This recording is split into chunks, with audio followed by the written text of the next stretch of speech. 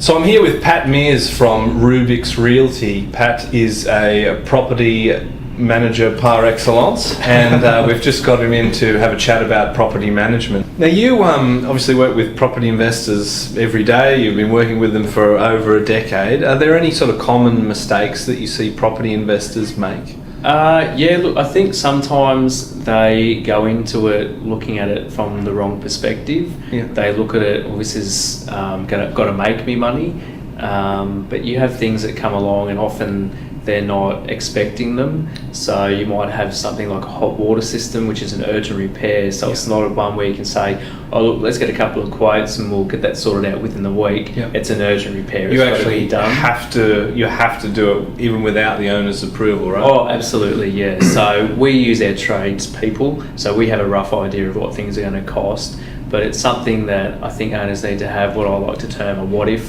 fund. Right. You know, what if the tenant vacates and the property is vacant for longer than we're expecting? You know, might be 4 weeks, which could stretch some people. Yep. Or what if I had a tenant who she reported that the 100 water mains had burst out the front and actually flooded her unit. Right. So her tenancy came to an end there and then because the property was uninhabitable, and that owner had to carry that property with no income for 3 months until insurance paid her out. So she did have insurance cover for that, and that's another important thing too, to make sure you got the right insurance cover. Yep. There's often little bits and pieces that might get the insurance company out of having to pay you for different things. So one example is some policies won't cover you for rent loss if the lease has expired. So you've got a lease which is a fixed term, so it might go from today for 6 months, and during that 6 months it's termed as a fixed term. And then if the tenant or the owner or whoever decides at the end,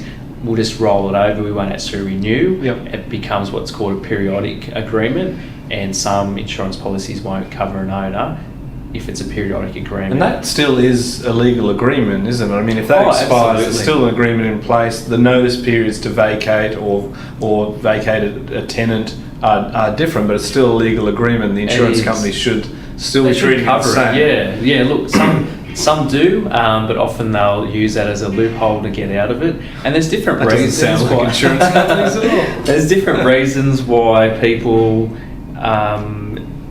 don't renew their agreement. So, for example, I was renting earlier in the year because I was building, and obviously didn't have an exact date, and the weather held me up, so I wasn't sort of wanting to sign a month lease and then another month, sign another month. So it just went on to a continuation period, in which case I had to give 3 weeks notice to vacate, and if the owner wanted it back within that time before I needed to be out, it'd be 90 days, no grounds notice. So there's still, you can't just walk away from it. An owner can't just say, oh, the lease is expired, I want them out tomorrow or next week, I've got family moving in.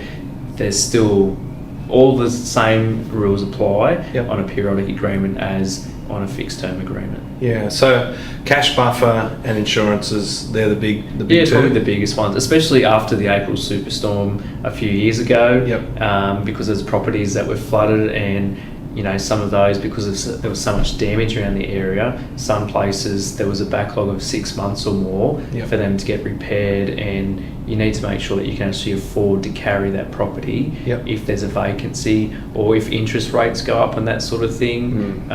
So I've got landlords, and they've been investing for about 20 years, and whenever he purchased a new property, he'd always say, what's the interest rate? And if it was, say, 5%, he'd ask the lender, what's the repayments at 7%. So he'd always add on that extra couple of percent. So he knew, I can afford it at the 5, but can I afford it if interest rates go up to 7? So then he knew, all right, I'm okay with this. So that was his sort of, I guess, his security blanket was, this is what it is, but what if it's here? Can I afford? I think that's a really important thing to do, because we know that property investments change hands too often, really, for a long-term sort of buy and hold growth strategy. And you would hate to think that your what if fund was not sufficient to cover these little blips. I mean, the rental market may creep up and cover that interest payment, but if you're flying so close to the wind, you've got to dispose of that property.